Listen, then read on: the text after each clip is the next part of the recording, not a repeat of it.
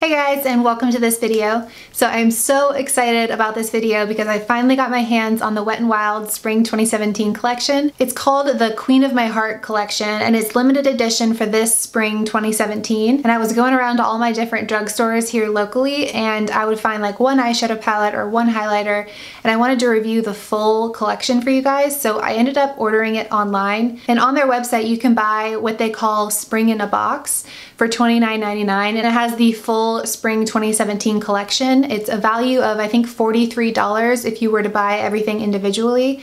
So it's a pretty significant savings, like $13 savings if you were going to buy everything in the collection anyway. But as you guys will find out in this video, there are some products that I really like, and then there's others that I think are a total pass. So it may not be worth it to buy the full collection, and hopefully this video will help you narrow it down. So I'm going to go through each product individually, show you guys some swatches, and talk through my opinion. So without further ado, let's go ahead and get into the review. So this first one, I didn't even realize was a part of this collection until I ordered it off their website, and it is a new makeup brush. And you guys know I love my Wet n Wild makeup brushes, and it came in this cute little packaging that kind of represents the Queen of My Heart theme they have through this collection. And it's a little kabuki brush, and this is $4.99 if you buy it on its own, which is a really good value for a kabuki brush. I think the e.l.f. ones are $6, and this lives up to the quality of their other brushes they've released. It is so incredibly soft. I haven't yet washed it, so I don't know about durability yet, but just kind of first impression,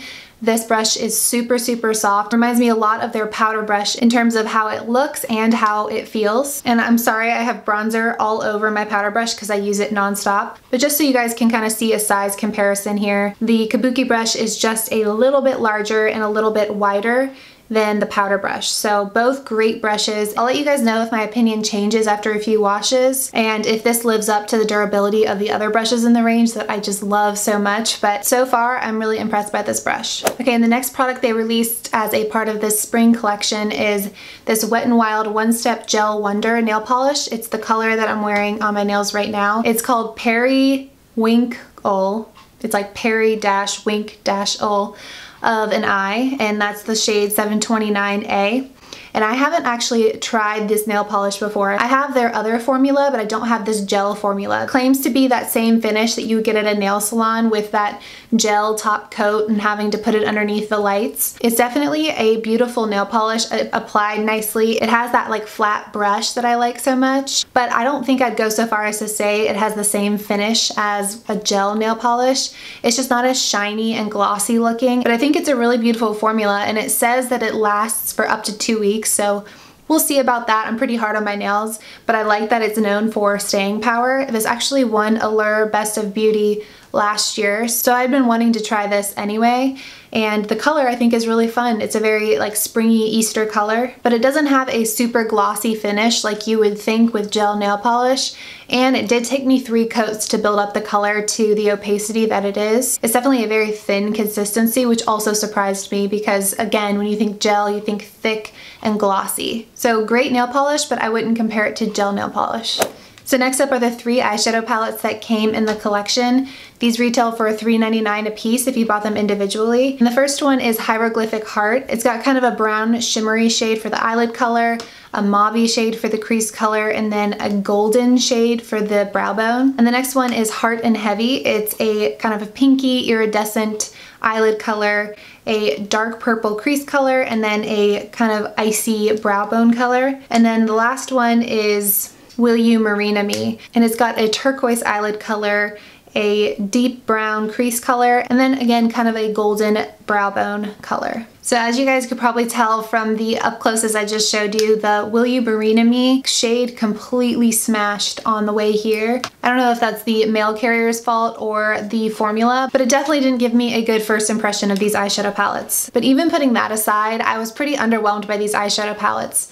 There were a few shades that were super pigmented, like in the Heart and Heavy one, this dark purple is super pigmented. This is the palette I'm wearing on my eyes right now. I've got the dark purple through the crease and the pink on the eyelid, and the white on the brow bone. But like for example, in this one, this shade was really pigmented, but these other two were not. This brow bone hardly showed up at all, and I had to like pack it on. This eyelid color was really cool. It was like an iridescent shade, but it just wasn't super pigmented. And then the Hieroglyphic Heart palette again has a really pretty crease color. The crease colors in all three of these I thought were really pretty. But it has the eyelid color as this deep kind of shimmery brown, and then the brow bone as this gold shade, and this gold shade is too dark to be a brow bone color, at least on my skin tone. So this trio, purely in my opinion, isn't very cohesive, and I don't think that these colors really jive well together. Again, that's just my opinion. And then this third one obviously broke on me, which is a bummer, but again, this brow bone shade is a little bit too dark to be a brow bone shade. And then the crease color is pretty, and then I think this turquoise was a good idea, but it's not super pigmented. So I think these eyeshadow palettes were kind of a missed opportunity, having to choose between these three rather than maybe having like a really cool, colorful, cohesive palette, like one palette. And I don't think the formula of these, especially the shimmery colors, especially the brow bone colors, live up to the quality of other Wet n Wild eyeshadows that I've tried. Okay, next up are the two products that you guys probably wanted to hear about first, but I made you wait. They are the Mega Glow highlighting powders in the Sweetest Bling and Lilac to Reality. So I don't know about you guys, but these have been super hyped on my Instagram feed, so I was really excited to try them. And I have both of them on right now. I would be shocked if you couldn't see that. It is intense. These are both super intense, super pigmented, and what I really like about them is the little heart in the middle. So you've got kind of three shades. So like for example, with the Sweetest Bling, which is the kind of pink one, you've got the darker pink shade you can use just on the outside. You've got this inside shade, which is more of just a pure champagne color, or you can mix the two of them for kind of like a super light pink. And I know a lot of you guys are probably familiar with the Crown of My Canopy, which is kind of like a pinky shade as well. So I went ahead and swatched this one for you guys next to the Sweetest Bling highlighter, so you can see just how much more iridescence is in the new one, and that is a lot lighter of a pink. And then the same thing with the Lilac to Reality. So you've got this like deeper blue right here you can use. You can use just this middle light blue, or you can mix them together for kind of a shade in between those two shades. And again, super iridescent, super chromatic. Both of these are intense highlighters, as you guys can see on my cheek. I think this is really fun, really daring, but I don't know that I will reach for this a lot. It's definitely out of my comfort zone. It shows up like kind of a purpley blue shade, and I don't see myself wearing that very often, maybe for like a super daring makeup look, but this one, while I think it's very high quality and pigmented, is not something that I'll reach for very often. Whereas this one, I was pleasantly surprised. If I want to go more intense with my highlight, this is definitely one that I will reach for.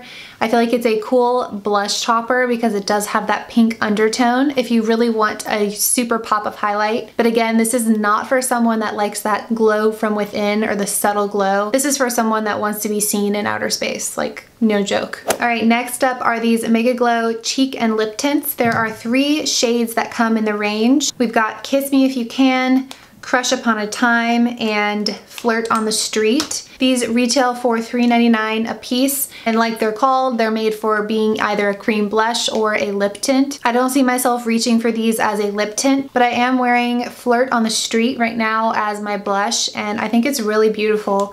These blended in really nicely into my foundation, and I actually had a little bit of powder from setting underneath my eyes.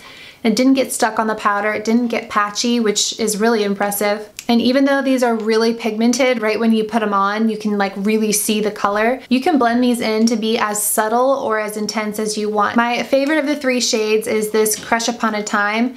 I think this is gonna be one of my go-tos this summer. It's like this really pretty kind of corally color, and it's the sheerest of the 3. So I think this will be perfect for like vacation makeup when you just wanna put on like a tinted moisturizer and a little bit of color on your cheeks. Kind of that like effortless dewy look. So I'm really impressed by these 3, and again, favorite is Crush Upon a Time. All right, and then the last product in their range is this Wet n Wild Perfect Pout Lip Palette. I wasn't sure about this even when I went to go order it because it kind of looks like the makeup you use when you're a little kid, kind of playing with makeup. And even though it's really cute and springy, I just feel like Wet n Wild has stepped up the quality of their products so much that the packaging should reflect that.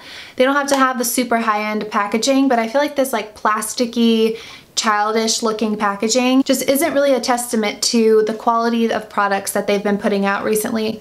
Again, that's just my opinion. I'm wearing this shade right here on my lips, and it's one of the only shades in here that I think I'll actually wear, and I really had to build it up. It applies kind of like a sheer gloss, and as I was building it up, I'm sure you guys saw in the close-up, I just about hit pan on that shade. So I think you could only get like 2 or 3 wears out of each of these shades in this palette, and considering there's only a couple in here that I would actually want to wear, that's kind of disappointing. And this is $7.99, so it's the priciest item in the bunch, and I just prefer being able to pick out lipsticks. I'm really particular on my lipstick colors, and I really like nude shades, as you guys know, so I'm not a fan of lip palettes in general. I'd rather pick out 1 or 2 lipstick shades than be given a palette of this many shades that I probably won't wear. So to sum it all up, if I had to pick my top 5 favorites that I would recommend that you guys invest in this collection, it would be the first couple that I talked about. This One Step Gel Nail Polish. I really like the formula of this, and I think this is a super fun springy color. This Kabuki brush, so soft and wonderful, and I love my Wet n Wild brushes. I think both of these highlighters are super pigmented and super high quality, so if you're into that super intense highlight,